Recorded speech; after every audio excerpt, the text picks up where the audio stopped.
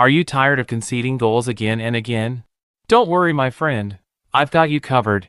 In this video, I'll give you 7 powerful tips to improve your defense. And I can guarantee, yes, guarantee, that after watching this video, 90% of your defending problems will be gone. So, watch the full video without skipping it, or you might miss something important. Now, without wasting any time, let's start the video. Number 1. Use a balanced formation.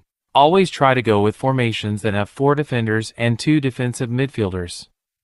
This type of formations are very balanced.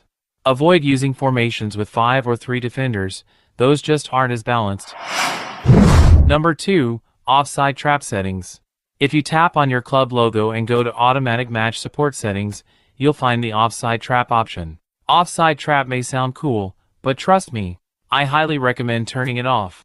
I've tried using the offside trap, and honestly, the results were not good at all. It's often super risky, and it can mess up your whole defense in a second. That's why I strongly suggest you turn it off. Number 3. Use correct defenders. The playing style of your defenders really matters a lot. The best playing style for a defensive midfielder? It's Anchorman. You must select a defensive midfielder with the Anchorman playstyle. An Anchorman controls the midfield. He's the team's defensive shield. He breaks up opposition attacks, intercepts passes, and distributes the ball like a true boss. For another defensive midfielder, I suggest you to use an orchestrator. A defensive midfielder with that playstyle? He's one of the most intelligent and vital players on the pitch, no doubt about it. This guy doesn't just break up opposition attacks, he controls the rhythm of the game from deep, acting as the team's metronome, the heartbeat, the first point of progression. For fullbacks, I suggest you to use an attacking fullback for crossing. They burst forward with energy, whipping balls into the box with precision. And when it's time to defend, bring in the defensive fullback. He's a wall on the flank, stopping the winger dead in his tracks, no way past him. He tackles hard, blocks crosses like his life depends on it, and shuts down one-on-ones with pure grit. But wait, he's not just sitting back. He charges up the side too, delivering dangerous crosses when you least expect it. That's the balance, defense and attack, all in one. But if you're a free-to-play player, like me, I highly recommend you to using 2 defensive fullbacks. Since we don't have access to epic booster defensive cards, our defenders tend to be slower, and that makes it really tough to deal with super fast attackers like Rummenigge, Samuel Eto'o, Mbappe, etc. They can easily break through your defensive line.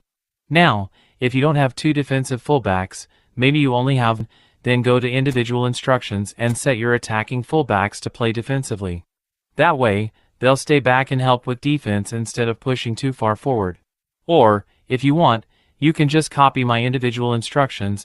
They're optimized for free-to-play squads. Between the 2 center backs, one of them has to be a destroyer. A destroyer-style center back plays with aggression, grit, and pure determination. Their job is shut down the opposition before they even think about getting dangerous. One-on-one? No problem. Headers, tackles, interceptions, they thrive on it. These guys bring raw physicality, fearless leadership, and the kind of presence that intimidates strikers before the ball even gets to them. Now the other center back? That's your build-up player, the calm to the storm. When paired with a destroyer, this combo is unbeatable. A build-up center back doesn't just defend, they create. They're smooth on the ball, confident under pressure, and always scanning the field for that killer pass. Accurate, composed, and with the vision to switch play to different areas, they turn defense into attack like magic. Together, they're the perfect balance, power and poise, chaos and control. That's how you build a solid backline. Number 4. Predict your opponent. If you try to observe your opponent for a while, you'll notice something. Your opponent plays in a pattern. Every player has his own way of playing. After noticing it, you can actually read your opponent's moves. That's how you'll be able to predict their next move and intercept the ball. It's very simple. Let me show you an example, then you'll understand it properly. Let's focus on this clip. You can clearly see that my opponent is passing the ball to this player. As soon as he receives the ball, he's going to pass it to someone, no doubt about it. Now, this player has three options. He can pass the ball to the midfielder, or he might go for the striker, or maybe he'll make a back pass to his defender. But I'm guessing he'll pass it to his striker, because that one looks like the easiest option to me. So, what do? I just move into the passing path and intercept the ball, boom. You see that? That's how you predict your opponent and intercept the ball. Number 5. Don't try to press all the time. This is one of the most crucial parts of defense, where players mess up again and again. It's true, yes, you do need to press your opponent to intercept the ball, but there's a right way to do it. The most common mistake people make most of the time, players just rush their man, like, full speed ahead, thinking it's gonna work every time. It might work if you get lucky, or if your opponent is a total noob. But most of the time, it doesn't work. It backfires, badly. Let me show you how this problem unfolds, curse and all. In this one-on-one situation, if you press him, he can easily turn around and make a pass to this player, or worse, he'll just go the other way and pass to that guy instead. Just like that, your whole defense is shattered. Now imagine, you fall for his trick, you go in for the press, thinking you've got him. But instead, a massive gap opens up behind you. There's no one left to cover, no backup, no safety net, nothing. And guess what? He slips the ball through, and his striker is now running straight for your goal, and there's no one near him.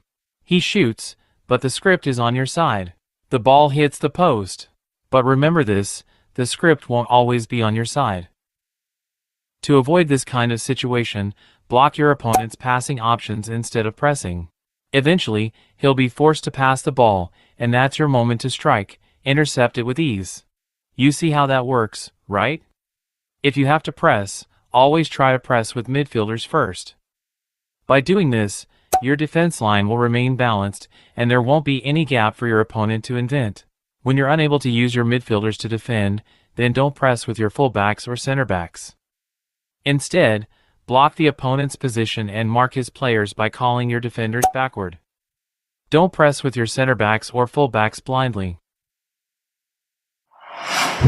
Number 6. Apply call for pressure. If you press the match-up button, or the pressure button, and flick it upward, a nearby player will rush in to press your opponent and try to steal the ball. And the crazy part? You're not even controlling him, he moves on his own. This is what we call for pressure. You can actually defend with 2 players using this. Sounds awesome, right? But wait, don't use it all the time. If you overdo it, your defense will fall apart, and you'll leave a huge gap in the back. So be smart, use it only when it really matters, and use it strategically. Let me show you one clip. Here you can see, my opponent makes a through pass to his Mbappe. Mbappe's running at full speed, like a bullet. I didn't rush to press him right away, no. Instead, I dropped back, trying to block his path, just like we learned in that previous tip, remember? Then, boom, I hit the call for pressure. While my teammate goes into press, I'm reading Mbappe's next move, trying to mark his options, just like we practiced before. That's how call for pressure works, timing, positioning, and prediction all coming together. Crazy, right? Number 7. Use the clear button properly.